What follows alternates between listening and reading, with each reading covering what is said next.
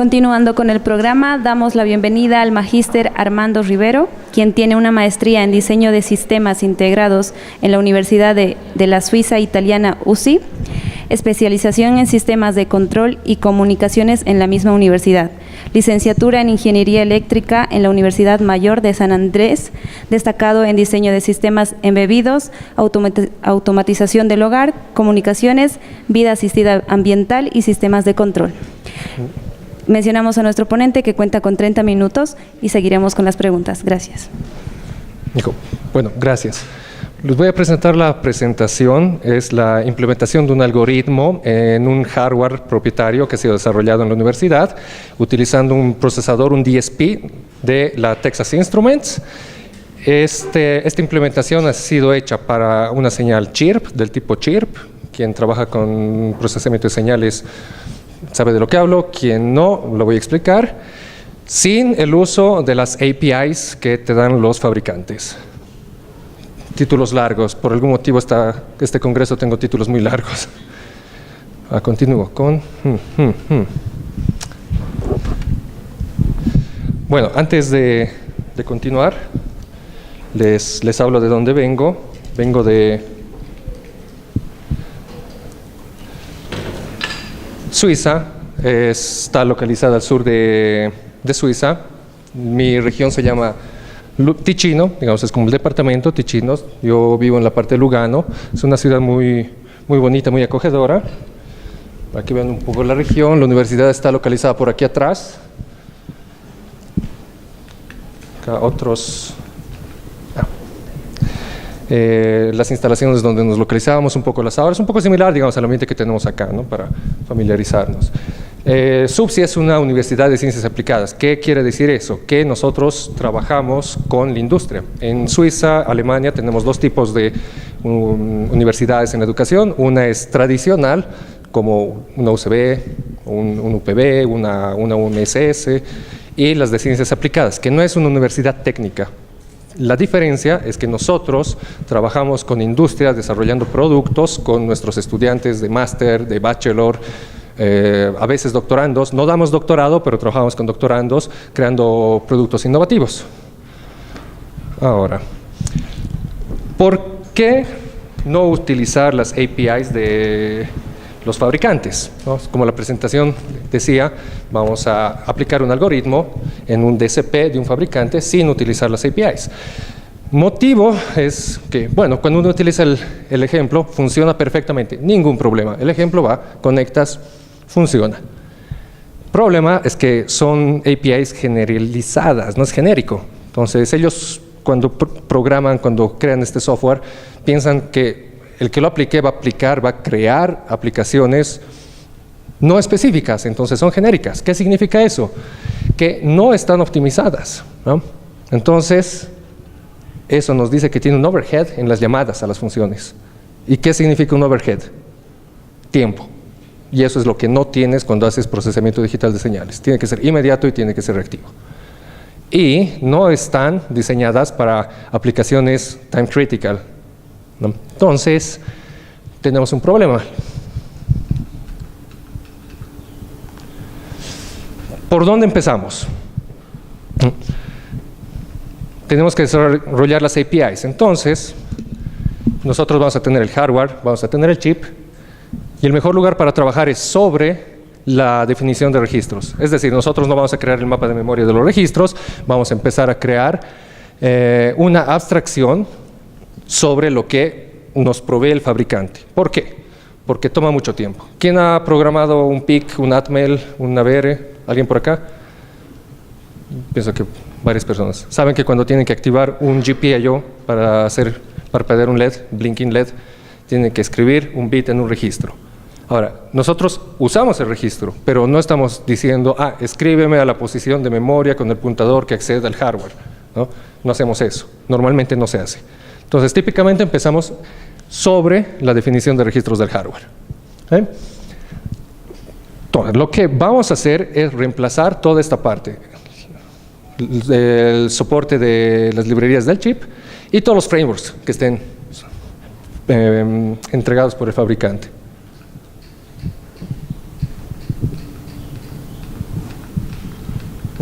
un problema de batería.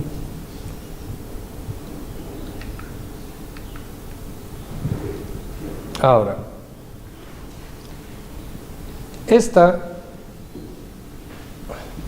estas librerías van a estar creadas en lo que es el HAL y el BSP.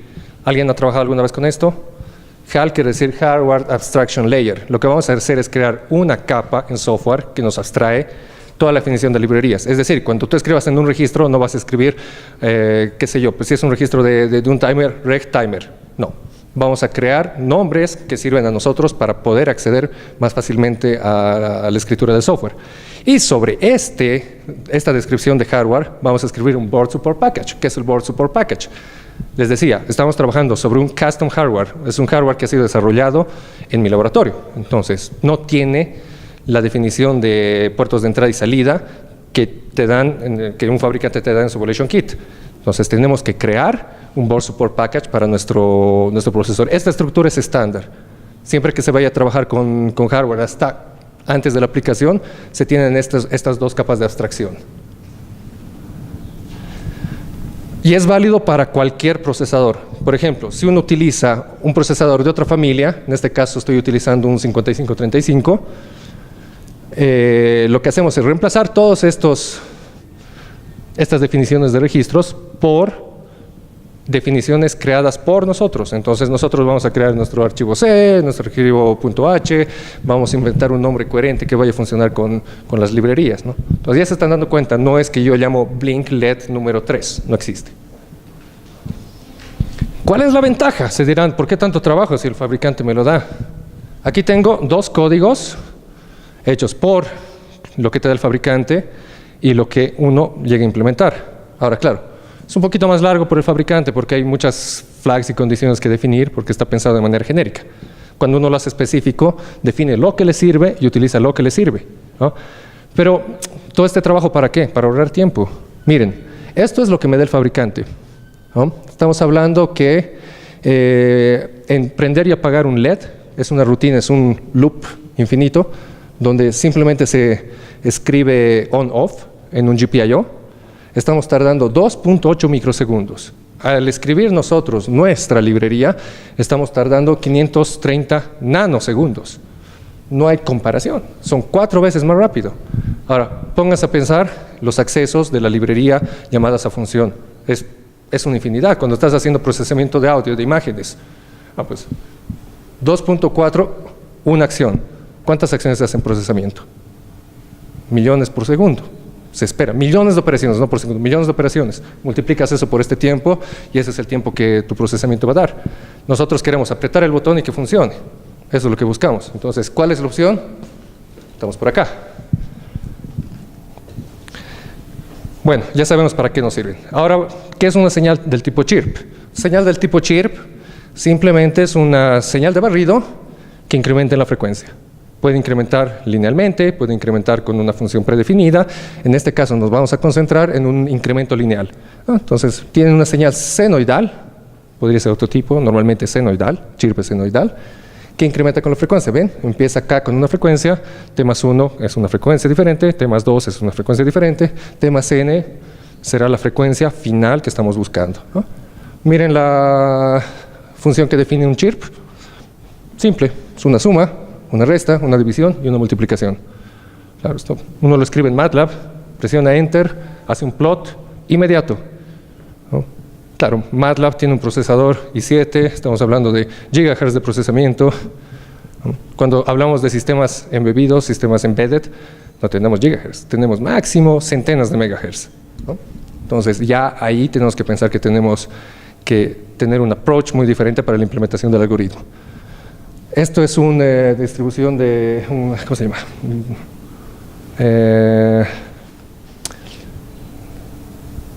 Un PDS, enseguida les digo el acrónimo, que me indica que esta señal es de manera lineal, ¿no? Lo que queremos buscar es generar una señal, hacer un espectrograma de la potencia de la señal para poder ver esta línea, ¿no? Digamos, ese es nuestro objetivo. Entonces, simulamos en MATLAB, vemos que funciona, ahora tenemos que pensar cómo implementarlo en un procesador.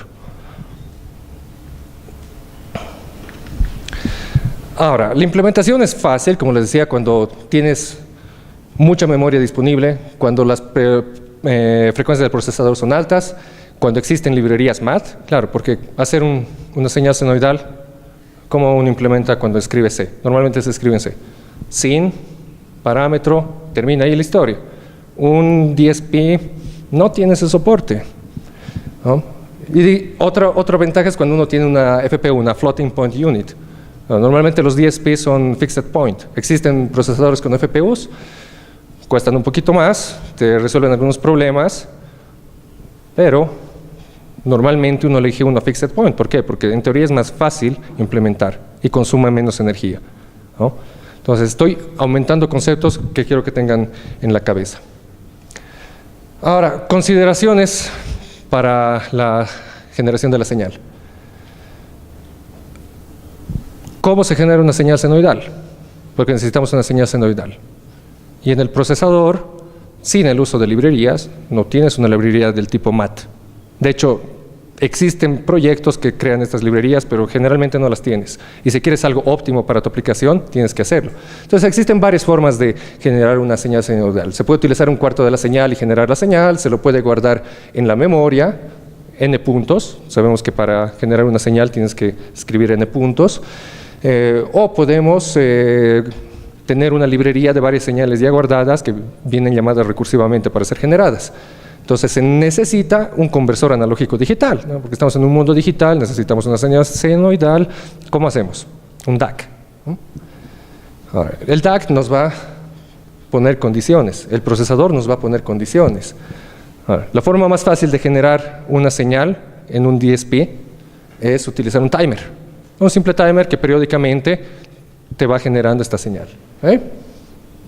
Ahora, este timer nos va a definir el intervalo entre muestras, ¿no? Entonces vamos a tener una muestra, una próxima muestra, otra muestra, etcétera, ¿no?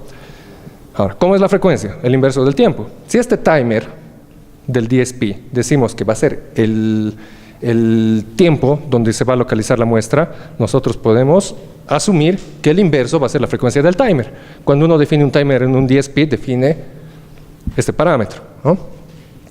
¿Y cómo va a ser el periodo de la señal senoidal? Pues es simple, la cantidad de puntos que quieres dibujar multiplicada por el tiempo, el intervalo entre una muestra y otra, ¿no? Y es esto, ¿no? Primer punto, segundo punto, tercer punto, todos periódicos. Nuestro timer, ¿qué va a ser? Timer es un contador. 0, 1, 2, 3. Entonces vamos a tener una rampa, ¿no? Que va a ser de 0 a, no sé, si son 3 bits, 0 a 7, 0, 7, 0, 1, 2, 3, etcétera, ¿no? Si queremos hacer un plot con 64 puntos, tenemos que hacer un timer que vaya de 0 a 63, y etcétera, ¿no? La frecuencia máxima tiene que definirnos una limitación. Es decir, el timer no te va a generar una señal senoidal a 1 GHz cuando tu procesador funciona a 100 MHz. Es imposible. La frecuencia máxima que te va a generar sería 100 MHz. Mentira. El timer depende de un procesador. La señal máxima va a ser la cantidad de instrucciones que tienes en el timer dividido el tiempo que utiliza el procesador para generarte. Estamos hablando de 1/10. Entonces, quiere decir que si tú tienes un procesador de 100 MHz, tu timer máximo va a llegar a 10. Con un mejor procesador llegarás a 30, 40, etcétera, ¿no? Entonces, otra limitación. Por ejemplo, no les decía, si tenemos un timer de una frecuencia de 1 MHz y queremos utilizar 1024 puntos, la frecuencia máxima que nuestra señal senoidal va a generar va a ser 976 Hz. Ahora, yo les adelanto un poquito. Este proyecto que habíamos desarrollado necesitaba ir de 500 Hz a 30 kHz. 900 Hz. No llegamos ni a la 10ª parte, es una 30ª parte, ni siquiera es un kilo. No, necesitamos 30 kHz. Entonces, tenemos que pensar que ¿cómo hago para generar 30 kHz? Una técnica fácil de implementación es la decimación. Es decir, puedo empezar con 1024 puntos hasta esta frecuencia, después de la cual puedo decimar, es decir, reduzco la cantidad de puntos y creo una nueva señal. Si necesito más frecuencia, reduzco la cantidad de puntos y creo otra señal. Y viene definida por esta fórmula, ¿no? Tenemos un parámetro de base 2, ¿no? Recuerden, en el sistema binario todo es base 2, ¿no? No podemos utilizar un sistema decimal para generar esto. Sería muy fácil, pero no podemos, porque es más tiempo de procesamiento para el procesador.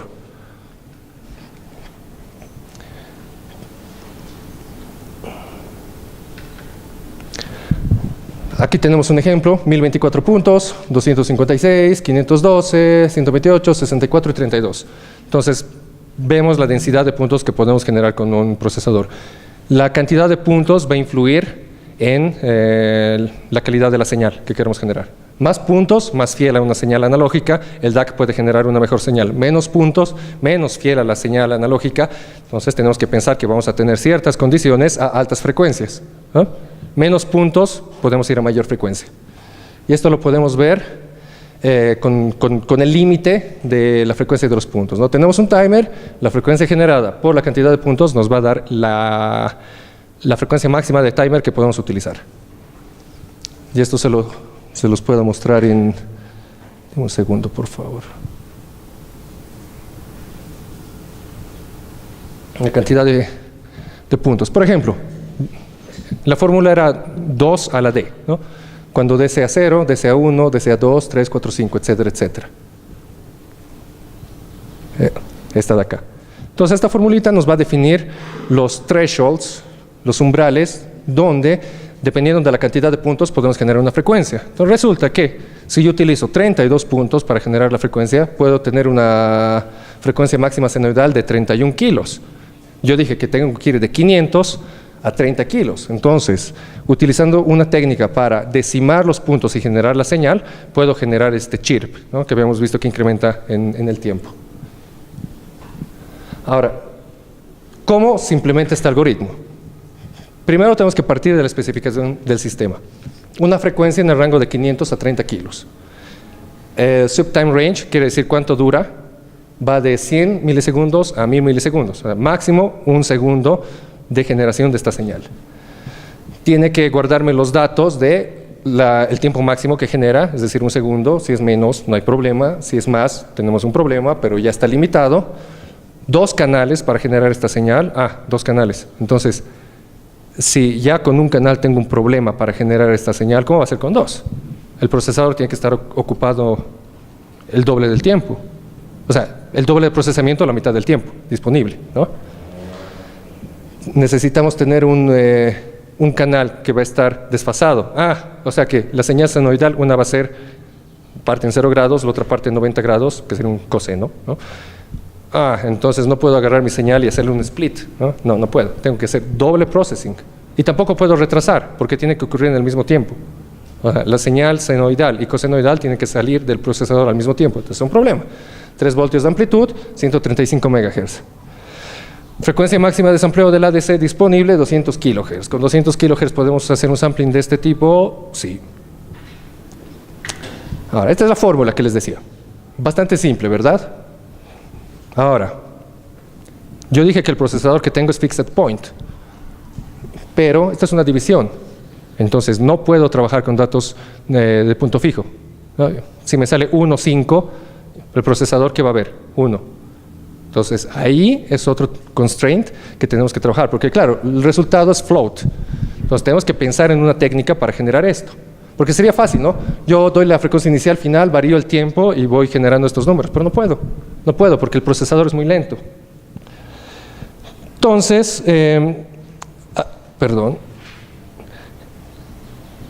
hay 2 técnicas. La primera técnica es hacer un indexing de esta frecuencia, ¿no? de una señal preguardada en un tiempo definido, como habíamos visto el TX, ¿no? El TX era la frecuencia que me generan los puntitos. Entonces, ¿qué hago?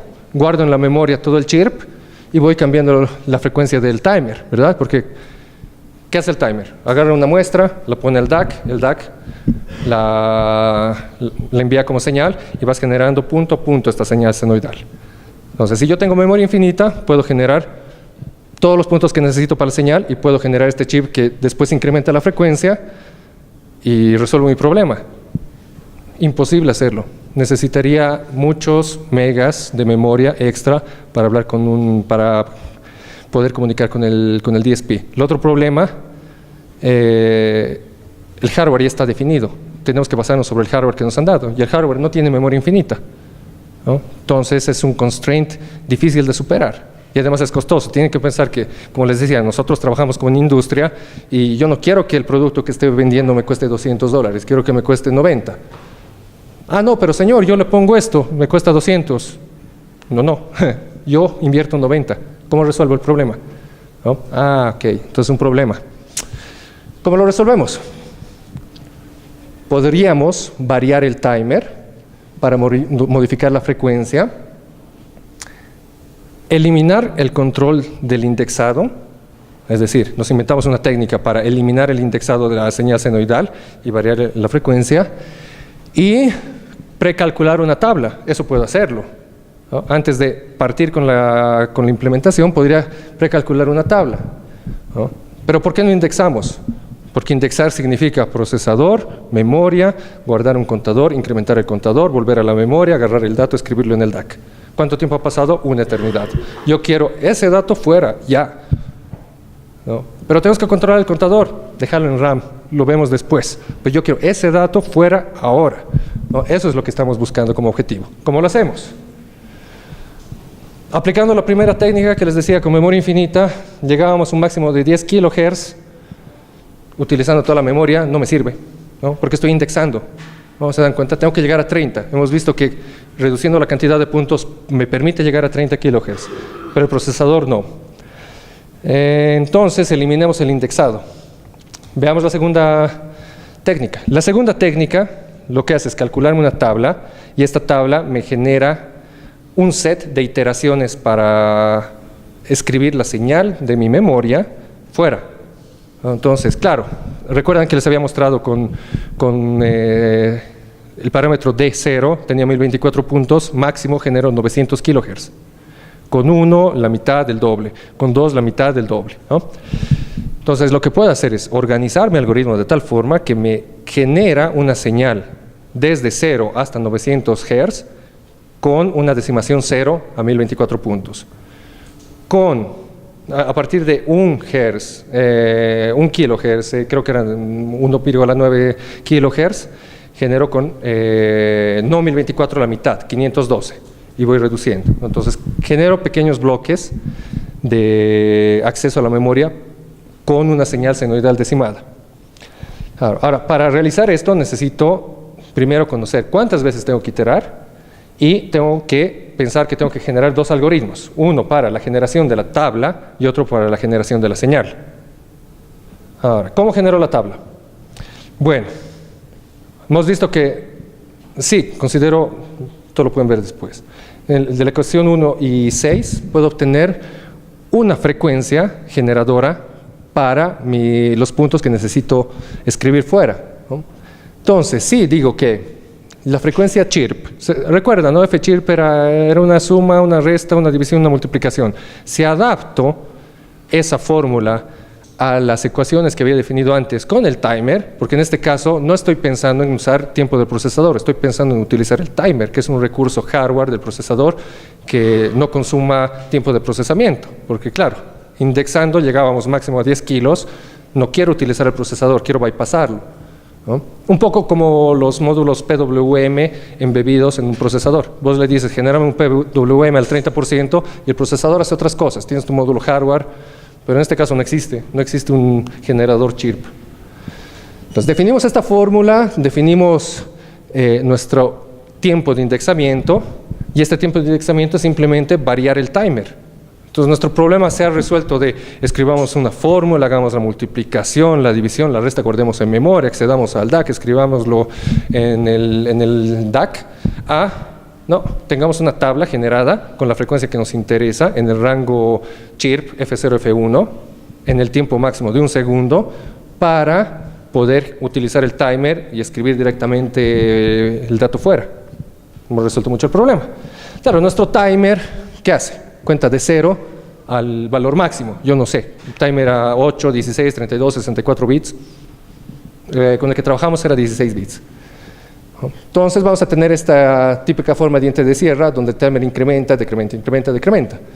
Entonces, considerando que nuestra tabla del periodo de registros del timer puede relacionarse directamente con el periodo del timer, podemos llegar a esta fórmula. Entonces, la tabla que vamos a crear va a ser la frecuencia del clock dividido estos pequeños intervalos. Entonces, esta tabla generada nos va a permitir variar el timer. ¿Y eso qué significa? Que nuestro timer va a ir incrementando poco a poco. Claro, este timer cuenta receta, cuenta receta, cuenta receta. Pero lo que está haciendo el timer es escribir en cada punto en el DAC la señal senoidal. Un poco ambiguo parece, ¿verdad? El chirp, ¿qué hace? Incrementa la frecuencia, empieza lento y después va más rápido. Entonces, utilizo más puntos, el timer cuenta menos. Utilizo menos puntos, el timer cuenta más. Porque necesito una frecuencia mayor. La frecuencia mayor con muchos puntos no se la puede hacer. Entonces, utilizo menos puntos que una frecuencia mayor. Entonces, acá te genero 1/3 de una señal senoidal, acá te genero 20 señales senoidales, 20 ciclos senoidales, ¿no? Ese es el objetivo. Entonces, generamos una tabla donde vienen salvados estos parámetros que van a modificar el timer. Ahora, este es el algoritmo que se utiliza. Vamos a identificar los valores de decimación, generar la tabla, definir otra columna donde tienes los valores del timer y después vienen utilizados. El problema que se veía es que es todo secuencial, ¿no? Entonces, generar la tabla tomaba mucho tiempo. Y tú quieres generar la tabla, esperar un tiempo razonable y después trabajar, pero no quieres esperar 2 minutos, 1 minuto, ¿no? Entonces, lo que hicimos ha sido aplicar técnicas de loop and rolling. Claro, porque yo conozco cuánto va a durar este timer, ¿no? Entonces, aplicando técnicas de loop and rolling, puedo crear pequeños bloques que me acceda a la memoria. Entonces, voy a tener un código más grande, pero no voy a tener controles de loop. No voy a decir, ya terminó el primer loop. No, porque esa pregunta, ya terminó el primer loop, se va a repetir constantemente, ¿no? Elimino y digo, no, me generas la primera porción de la señal por n iteraciones, que ya ha sido precalculado en una tabla. Entonces, ya, listo. Tengo más tiempo a disposición para poder generar señales. No, y será posible que pueda generar 2 señales, porque ahorita estoy todavía generando una, Tengo que generar 2, una senoidal y una cosenoidal. Bueno, entonces lo que hacemos es modificar el algoritmo, adaptarlo como les he explicado, y bueno, listo, ya hemos generado el algoritmo para generar la señal chirp. Ahora tengo que generar la señal.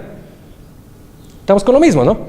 Tengo que utilizar el conversor digital analógico, tengo que generar esta tabla y la especificación me decía que tengo que guardar hasta 1 segundo. ¿Por qué? Porque los algoritmos chirp se utilizan en aplicaciones de láser, en aplicaciones de radar. Yo envío los datos y espero una respuesta. ¿Qué hago con la respuesta? Tengo que guardarle memoria. Entonces también tengo que pensar en el tiempo que necesito para guardar estos datos en una memoria. De igual manera, no tengo tiempo, aplico loop and rolling para generar el algoritmo y ya tengo la tabla que me genera el chirp y ya tengo la tabla y el algoritmo que me genera la señal. Entonces ya está resuelto, ¿no? Porque la tabla que genera el chirp me dice, mira, vas a generar con 1024 puntos 50 iteraciones. Vas a generar con 512 puntos 200 iteraciones. Vas a generar con 128 puntos 1.200.000 iteraciones. Y vamos generando así la frecuencia, dependiendo del rango, ¿no? Algo importante es, aplicando loop and rolling, no tengo que controlar el tiempo del procesador. ¿Por qué? Porque ya lo he precalculado. Yo sé que este DSP tiene un timer con ciertos constraints. Entonces, yo sé que es determinístico, que cada vez que genero una señal, me va a generar la señal. Yo sé que si tengo un error, va a ser siempre el mismo error. Puedo controlarlo. Entonces, no tengo que hacer un tracking del tiempo. Este es el algoritmo que hemos hecho, del flujo de desarrollo. Crear el algoritmo, aplicarlo en el DSP, generamos esta tabla en RAM. Claro, ahora generar, lo que les decía, toma tiempo, ¿no? Antes de aplicar loop and rolling, tenías que esperar 2 minutos a que te calcule. Descargas, haces un dumping de la memoria RAM del procesador con el debugger en el PC y luego analizas si esa tabla funciona. Ahora, existen herramientas que te permiten más fácilmente transformar de un formato a otro. Python, por ejemplo, ha sido utilizado para ir de binario a ASCII, que MATLAB tienes que escribirte un algoritmo. Python es una instrucción simple. Hemos creado un script, hemos usado ese script para usar los datos en MATLAB, hemos creado la tabla en MATLAB, hemos guardado esta tabla en la flash memory del DSP y hemos generado la señal para validar el algoritmo. Y una vez que el algoritmo es estable, recién puedes hacer las pruebas en el DSP. Si no, son 3 a 5 minutos cada test. Mueves una coma, 3 a 5 minutos. ¿Cuántos tests se pueden hacer en una hora? 15 máximo. Pero un montón de tiempo, ¿no? Claro, y cuando uno está devagando, los que han tenido la experiencia, el debugging te toma 3 a 4 segundos. Entonces puedes ir mucho más rápido con el desarrollo del proyecto. En este caso no se puede, porque tienes que esperar el tiempo del procesador, ¿no? Ahora, para facilitar, ¿qué hemos hecho? Utilizar C con el compilador estándar, crear el algoritmo y hacerlo en la computadora. Una vez que en la computadora funcionaba, lo hacíamos en el DSP. Y para validar, hemos seguido este flujo, para acelerar el procedimiento, porque al final es C estándar, ANSI C. ¿Cómo hemos implementado en el firmware? Bueno, aquí hemos tenido un problema, porque el procesador no lograba escribir la señal y guardar la señal. Es decir, toma mucho tiempo. Entonces hemos optado por una arquitectura master-slave, que sigue siendo económica para, puedo decir, el cliente con el que trabajábamos. Entonces, teniendo una arquitectura master-slave, dábamos dos tareas. Uno genera la tabla y genera la señal, otro salva los datos. Entonces, esa ha sido una forma de resolver la problemática, ¿no? Teniendo un procesador más grande, a 2 núcleos, se podría hacer, pero eso significa desarrollar un nuevo hardware, desarrollar nuevas librerías, porque todo ha empezado de escribamos las librerías, ¿no? Me dan el procesador nudo y crudo, ¿no? Sin nada. Esa es una expresión en italiano, es decir, desnudo y vacío. Te lo dan sin nada, entonces tú tienes que crear la infraestructura. Cambiamos de procesador, son otros 3 meses de trabajo. No se puede, ¿no? Entonces, la arquitectura resultante es esta, donde tenemos un máster que recibe la señal de la respuesta en el ADC. Tenemos un slave que genera la señal, el DAC envía la señal que la salva el máster y la escribe en una memoria del tipo FRAM, que es ferromagnética. La elección, ¿por qué utilizar una FRAM y no una RAM? Es económica, cuesta menos para embedded, por algún motivo cuesta menos. ¿Qué hardware hemos utilizado? Bueno, una vez más, la especificación. Este hardware es pequeño, es low cost, utiliza ese procesador de la Texas, tiene 2 ADCs, tiene 2 DACs y tiene una memoria externa. Bueno, hemos adaptado una memoria, no es que la tiene en la placa, ¿no? Entonces, es esta la plaquita que utilizamos, con nuestro DSP, con nuestros convertidores, ¿no? Pueden ver ahí, tenemos una interfaz para el debugger, acá arriba tenemos el procesador, tenemos los ADCs y los DACs para comunicar. Hemos utilizado 2 de estas, ¿no?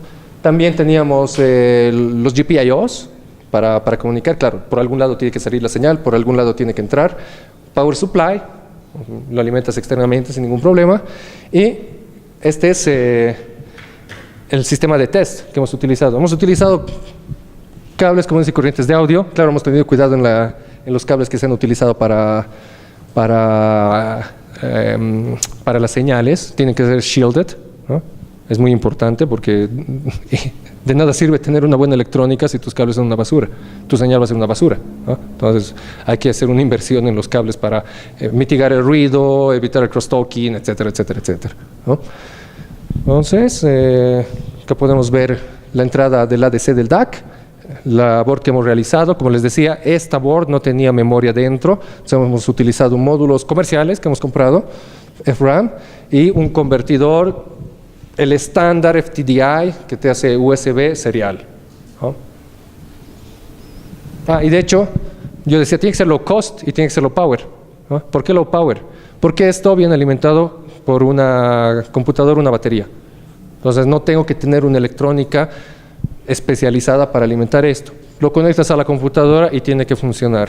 Muy importante. Ahora, estas son unas simulaciones que hemos hecho.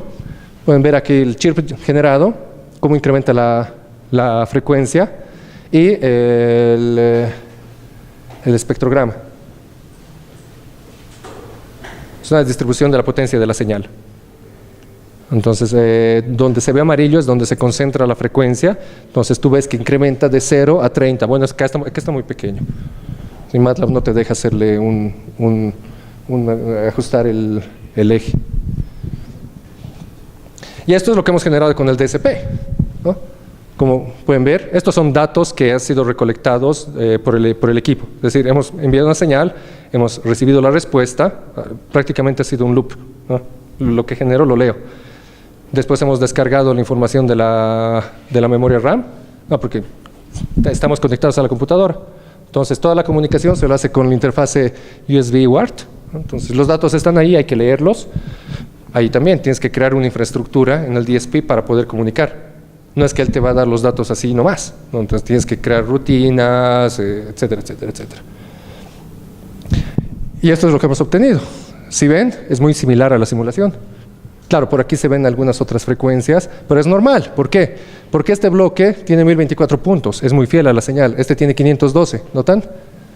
Este tiene 128. Perdón, este tiene 128 y este tiene 64 puntos. Y ya cuando se tiene 32 empieza a degenerar un poco más. Pero es aceptable. ¿Por qué? Es determinístico, es el mismo hardware y yo lo conozco. Entonces, cuando analice esto con mis señales, sé que hasta aquí tengo que tener, hasta aquí puedo analizar sin problema. De acá a acá tengo que tener cuidado con los datos y la interpretación.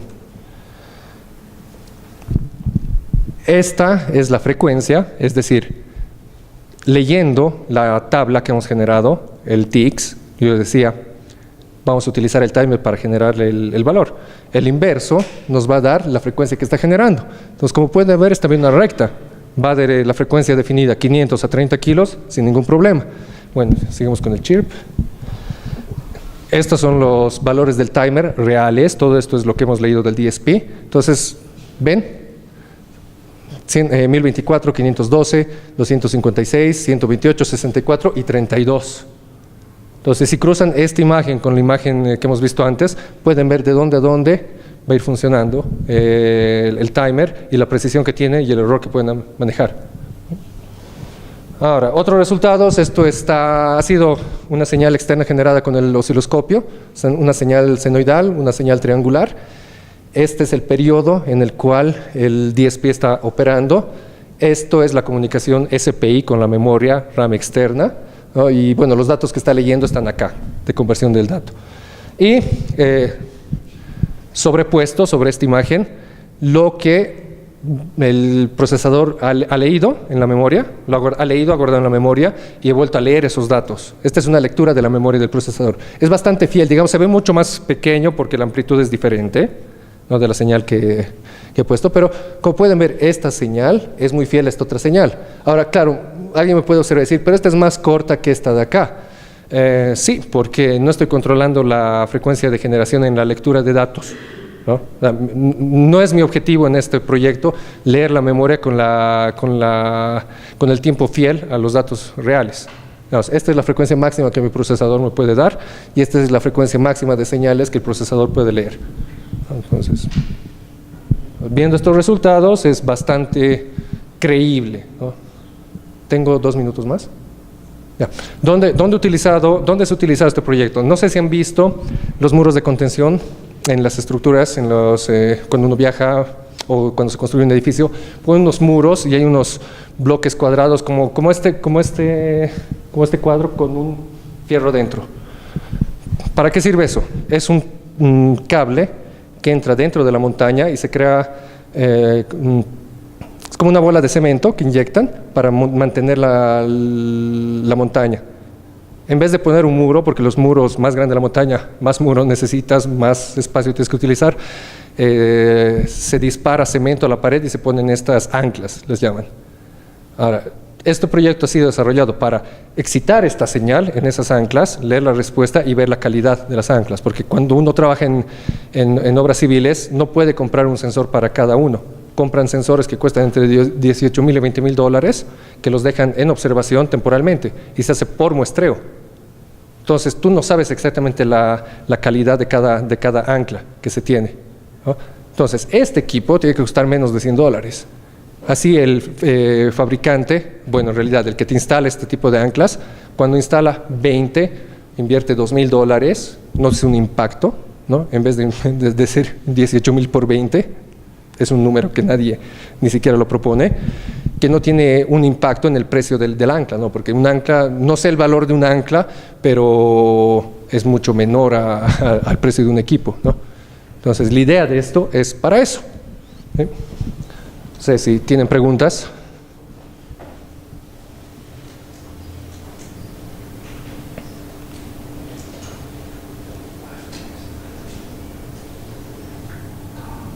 Pero es suficientemente caro para eso. Sí, bueno, entiendo que es un poco muy profundo en ciertas partes para lograr entender, ¿no? Pero lo que quiero que vean con esto es cómo hemos logrado resolver un problema con un procesador. La limitante es siempre económica.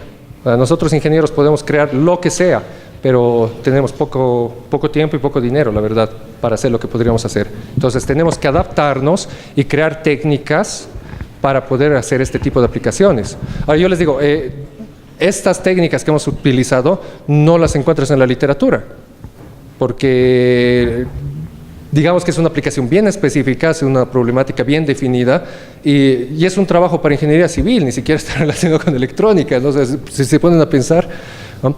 Ahora, claro, las técnicas que han sido aplicadas en este contexto normalmente van a la compañía y se quedan cerradas en la compañía, ¿no? Cuando uno sale a trabajar no siempre puede publicar todo, ¿no? Y no siempre tiene la disponibilidad económica para darse el lujo de invertir en un procesador mejor o en una electrónica mejor. No, ellos te dicen, esta es la inversión y tú tienes que adaptarte a la inversión que te están dando. Digamos, ahí está el reto, ¿no? Por eso en la industria se tienen siempre challenges, cada proyecto es un challenge, ¿no?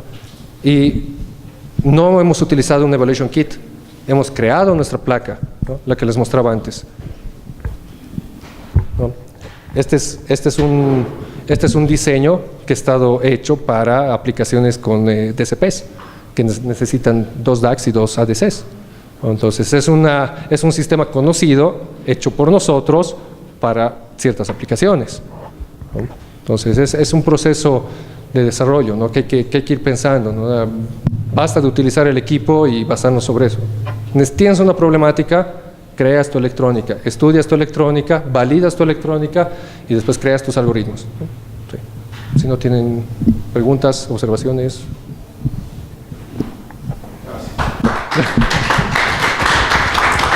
Gracias. Gracias.